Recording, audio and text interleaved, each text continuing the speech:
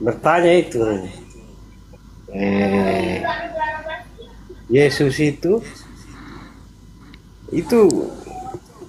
betulkah Tuhan atau cuma manusia biasa atau seorang nabi? Menurut Mbak Mikan.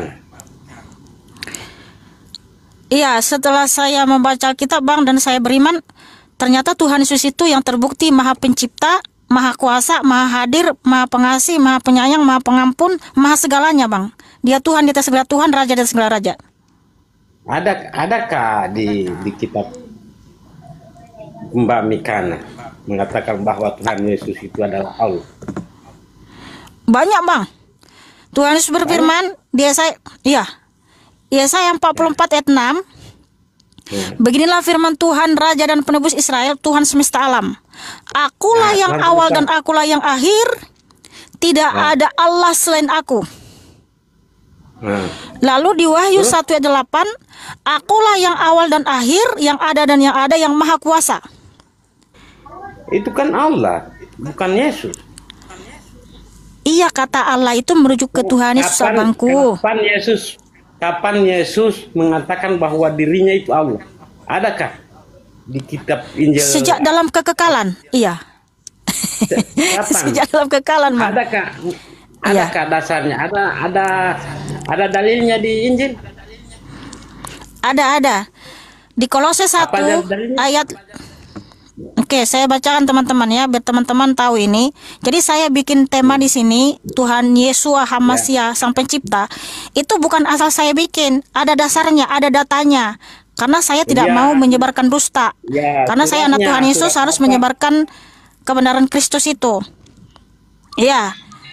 Jadi banyak juga teman-teman di sini yang nggak paham gitu, yang dari Kristen itu aja kadang nggak paham gitu, karena di sini itu kita memberikan edukasi ya.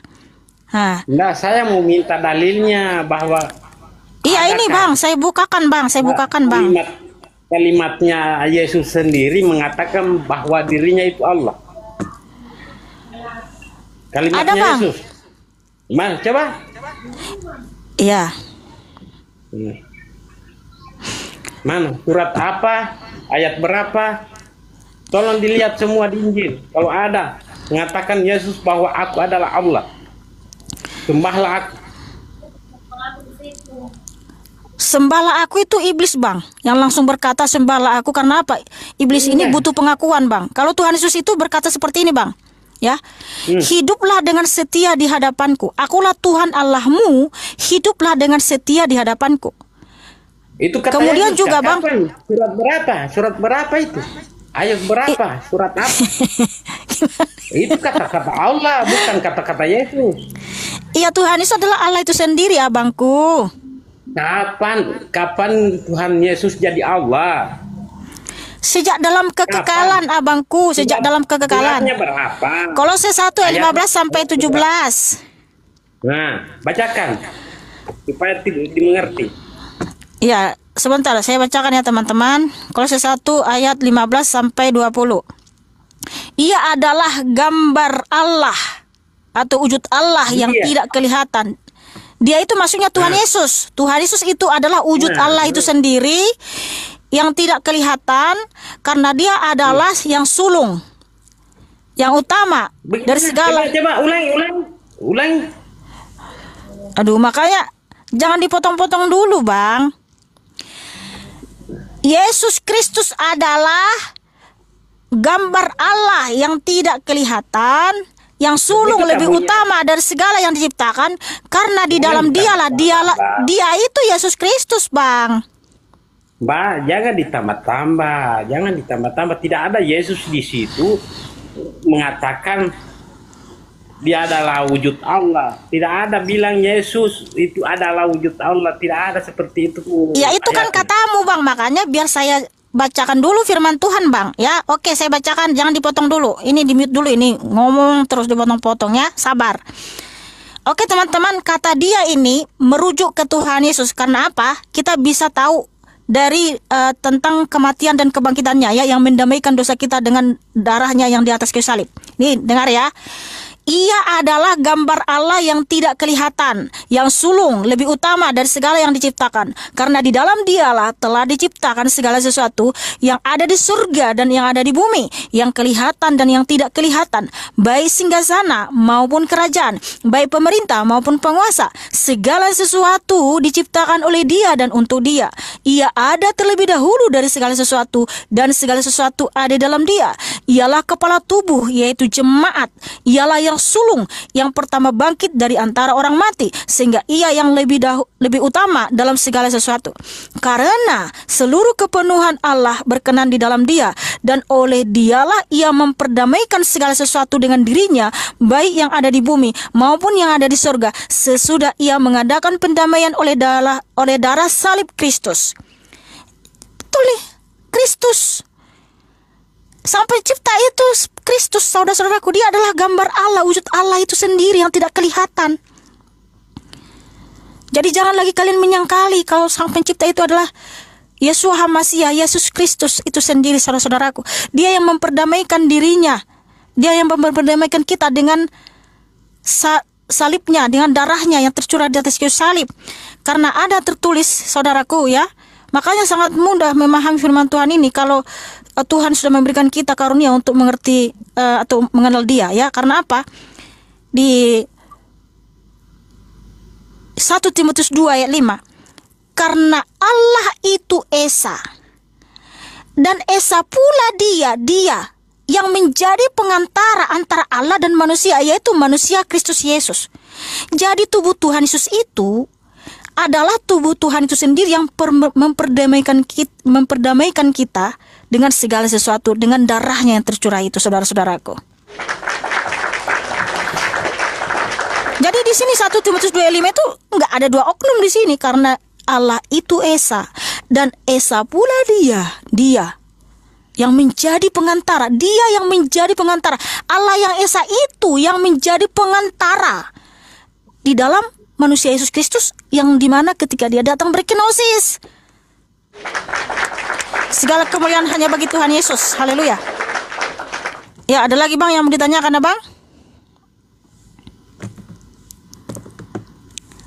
Bukankah banyak yang ayat di kitab kita yang mengatakan bahwa Allah itu tidak pernah kelihatan? Oh, Yesus kelihatan? Karena Dia menyatakan diri, Bang. Dia menampakkan diri. Ya, kepada nabi-nabi dan rasulnya, kepada umat Israel. Mbak, kalau ya, memang betul-betul itu Yesus, kalau memang betul-betul itu Yesus Tuhan, tidak perlu Dia masuk di dalam rahim seorang ibu. Ya, itu katamu kan? Tidak sanggup jadi manusia langsung. Ya kan, bukan apa yang ngatur Tuhan. Tuhan itu sendiri menunjukkan Dia Maha Kuasa, Bang. Dia bisa hadir di tubuh Bunda Maria karena Dia Maha Kuasa. Itu ya karena kamu kan karena abang itu membuat Tuhanmu jadi di kerangkeng, nggak bisa ngapa-ngapain. Bukan nggak bisa ngapa-ngapain, enggak. Tuhan itu Maha Kuasa. Ngapain Oke, kalau dia Oke, bentar dulu, Bang. Kalau Dia Maha Kuasa, kalau Tuhanmu Maha Kuasa nggak, Bang? Nah, iya. Kalau Dia bisa datang nggak ke dunia melalui seorang perempuan? Ngapain Dia mau datang? Iya, buktinya Dia Maha Kuasa. Buktinya Dia Maha Kuasa, bisa nggak? Nggak. Sekarang ya, kalau Dia memang Tuhan Yesus, kenapa bisa lapar? Karena Dia datang betul-betul mengosongkan dirinya sendiri. Tuhan tidak ada tuh kuasa. Istirahat. Masih butuh makan. Oke. Jadi Tuhanmu Maha Kuasa, Bang. Oke, Tuhanmu Maha Kuasa enggak, Bang? Iya, Tuhanmu Maha Kuasa enggak, Bang? Sifat Tuhan. Iya. Iya, itu katamu kan. Oke, gini, Bang. Tuhan bisa makan dengan manusia. Iya. Tuhanmu itu Tuhan manusia enggak boleh. Itu mustahil, Mbak. Iya, Bang. Oke, Bang. Iya, Bang. Jadi aku harus menyembah siapa ini, Bang? Kalau Tuhan itu enggak Maha Kuasa, Bang. Aku menyembah siapa ini, Bang? Ini cuma yang digantung di kayu salib kan? Oh, Dia mati dan bangkit, Bang. Tidak digantung. Gini aja, Bang. Iya. Sabar, Bang. Berarti Abang. Tuhan kita jadi bayi. Sebentar dulu, sebentar, diam dulu, diam dulu, udah kumit. Gini bang, hanya Tuhan Yesus yang terbukti maha kuasa, maha pencipta, maha segalanya bang. Dia menampakkan diri kepada nabi-nabi dan rasul-rasulnya, membuktikan dia maha kuasa. Nah satu saja pertanyaan saya bang, ya, satu saja pertanyaan saya. Kalau abang bisa jawab, saya ikut agamamu. Apa bukti kemahakuasaan Tuhanmu bang yang disaksikan oleh orang banyak dan tak bisa diklaim oleh siapapun, sehingga dia layak disebut Tuhan? Satu saja bang, satu saja. Aku pasti ikut agamamu, satu saja, nggak usah banyak-banyak, satu saja. Silakan jawab. Pakai data, tapi pakai data. Nah, Tuhan saya mustahil bisa menyamakan dengan manusia. Kalau mustahil artinya dia nggak maha kuasa, berarti dia nggak bisa melakukan sesuatu. Mas, bukan tidak anu. Kan katanya dia mustahil dia bisa, artinya nggak bisa ngapa-ngapain. Adakah Tuhan bisa makan? Nah, adakah Tuhan butuh makan? Ya dia buktinya ada dan berkuasa. Tuhanmu bisa makan nggak? Tuhanmu bisa makan nggak? Tuhanmu bisa makan nggak? Kalian sembah itu, yang kalian sembah itu. Tuhanmu bisa nggak makan Pak? Pak, Tuhanmu bisa makan nggak Pak? Tuhanmu bisa makan nggak Pak? Bukannya Tuhanmu bisa makan nggak Pak? Pak, Tuhanmu bisa makan nggak Pak? Ngapain dia makan? Yang makan itu enggak, aku tanya dia bisa makan nggak? Dia bisa nggak dia makan? Untuk apa dia makan? Enggak, saya tanya bisa nggak, bukan untuk apa. Bisa nggak dia makan? Ngapain dia makan? Enggak, yang saya tanya bukan tujuannya. Bisa nggak? Kalau dia nggak bisa makan itu benda mati Pak. Itu benda mati. Kalau nggak bisa makan benda mati. Kalau nggak bisa makan itu benda mati Pak. Kalau Tuhan saya bisa makan, buktinya dia maha kuasa, walaupun dia tidak terikat kepada makanan. Ada yang ditanya, padahal saya sudah bilang satu aja buktinya Tuhan maha kuasa, saya ikut agamamu. Nggak bisa jawab, malah dia bilang mustahil dia bisa. Mustahil artinya nggak bisa ngapain lah Pak. Aduh.